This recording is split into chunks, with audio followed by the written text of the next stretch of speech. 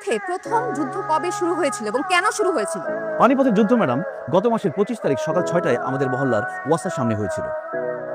যুদ্ধটা হয়েছিল আকাশের বাপ এবং নাসিমার মার সাথে। কেন হয়েছিল? উত্তর, আকাশের বাপ সামনে এবং নাসিমার মা পেছনে দাঁড়িয়েছিল পানি সংগ্রহের আশায়। কিন্তু সুযোগ বুঝে নাসিমার মা আকাশের বাপকে ক্রস করে সামনে গিয়ে দাঁড়ায়।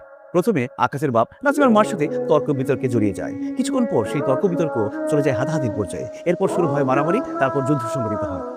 অবশেষে এই পানিপথের যুদ্ধে আকাশের বাপ সামনে দুটো দাঁত এবং নাসিমার মা তার মাথায় সব চুল হারান। That's all madam. Shut up! তোমার মাথায় যে গোবর ছাড়া আর কিছু নেই সেটা তুমি আবার প্রমাণ করলা। আমি তোমাকে তোমার মহল্লার পানি নিয়ে যুদ্ধের কথা বলি নাই। পানিপথে প্রথম কবে যুদ্ধ শুরু হয়েছিল সেটা বলেছি, যেটা শুরু হয়েছিল 1526 সালের 21 এপ্রিল, যেটা হয়েছিল লোদি রাজবংশের ইব্রাহিম লোদি এবং মুঘল সাম্রাজ্যের প্রতিষ্ঠাতা বাবরের মধ্যে। ম্যাডাম, আমার জন্ম হয়েছে 90 দশকে। 1526 সালের ঘটনা আমি কিভাবে জানবো? পড়াশোনা করলে ঠিকই জানতা, তুমি তো পড়াশোনাই করো না, আবার ক্লাসে এসে সবার সামনে বড় বড় কথা বলো। এই কানে ধরো।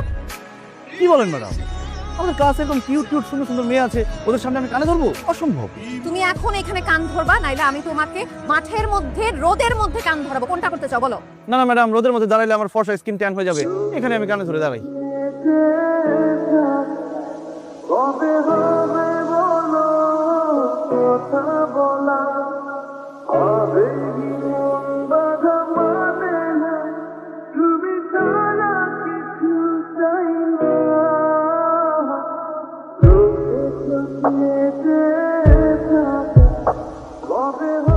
আয় ছেলে, এদিকে আসো। ম্যাডাম আপনি একটু দাঁড়ান, আমি দৌড় দিয়ে বাইকটা নিয়ে আসছি। বাইক নিয়ে আসবো কেন? মানে আপনি আমার বাইকের পেছনে বসে বাসায় যাবেন, এই জন্য ডাকছেন না? স্টুপিড! তুমি আমার স্টুডেন্ট, আমি তোমার বাইকের পিছনে কেন উঠবো?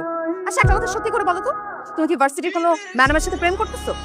এখনো কোনো ম্যাডামের সাথে প্রেম করতে পারি নাই, তবে ভবিষ্যতের কথা বলতে পারছি না। ভবিষ্যৎ বলতে কি বোঝাচ্ছ? ম্যাডাম আপনি যে সুন্দর, যে কিউট, ভবিষ্যতে যে কি হয়ে যাবে আমি তো এখন বুঝতেছি না। থাপড়ায় তোমার গালের সবগুলা দাঁত ফালা দিব। তার সাথে তুমি কি বলতেছো? হ্যাঁ, আমি তোমার ম্যাডাম, তুমি আমার সাথে এইভাবে কিভাবে কথা বলতেছো? আমিও তো আপনার স্টুডেন্ট, আপনি কিভাবে আমার সাথে ধরে কথা বলেন যে আমি কোন ম্যাডামের সাথে প্রেম করি? ভার্সিটিতে সুন্দর সুন্দর মেয়ে থাকতে আমি ম্যাডামের সাথে প্রেম করতে যাবো কেন? আমার মনে হয় তুমি ভার্সিটির কোনো ম্যাডামের সাথে প্রেম করো, যাকে দেখার জন্য প্রতি বছর তুমি ইচ্ছা করে ফেল করে করে এই ভার্সিটিতে রয়ে যাচ্ছ। বিশ্বাস করেন আমি কোনো ম্যাডামের সাথে প্রেম করি না ম্যাডাম। ও আচ্ছা, তার মানে নিশ্চয়ই তুমি এই ভার্সিটিটা দখল করার জন্য প্রতি বছর ইচ্ছা করে ফেল করে করে এই ভার্সিটিতে রয়ে যাচ্ছ, তাই না? কি বলেন ম্যাডাম? ভার্সিটি দখল করার চিন্তা ভাবনা করবো কেন? উপরওয়ালার মেয়ের বাড়িতে টাকা পয়সা সহজ সম্পত্তি সব আছে, শুধু মেধা নাই। এই জন্য পাশ করে ভার্সিটি থেকে বেরোতে পারতেছি না। সত্যি করে বলো তো, তুমি পড়াশোনায় ভালো না এই কারণে প্রতি বছর ফেল করতেছো, নাকি অন্য কোনো কারণ আছে? ম্যাডাম আমি পড়াশোনায় খারাপ, এটা তো একটা কারণ আছে, কিন্তু আরো একটা কারণ আছে, ওই জন্য পাশ করতে পারতেছি না।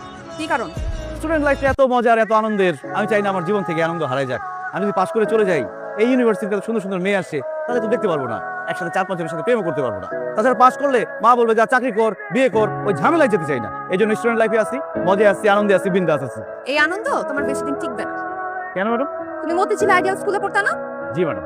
তোমার সাথে একটা মেয়ে পড়তো না, তাবাসসুম? খুব ভালো ছিল পড়ালেখায়, তোমাকে খুব পছন্দ করতো, অনেক ভালোবাসতো তোমাকে। তুমিও তার সাথে অনেক দিন প্রেমের নাটক করে তারপর সুন্দরী একটা মেয়েকে পেয়ে ওকে ছেঁকা দিয়ে চলে গেছো। তো ছেঁকা দিব না, কি করবো? ওর চেহারাটা খুব খারাপ ছিল ম্যাডাম, আর তার চেয়ে বড় কথা ও আমার থেকে লম্বা ছিল। ওর সাথে যখন আমি হাঁটতাম তখন সবাই আমাকে বাটুল বলতো। এই জন্য লজ্জায়, ঘৃণায়, অপমানে ওর সাথে ব্রেকআপ করে ফেলছি, আরেকজনের সাথে প্রেম করছি। কিন্তু ম্যাডাম আপনি এত কিছু কিভাবে জানেন?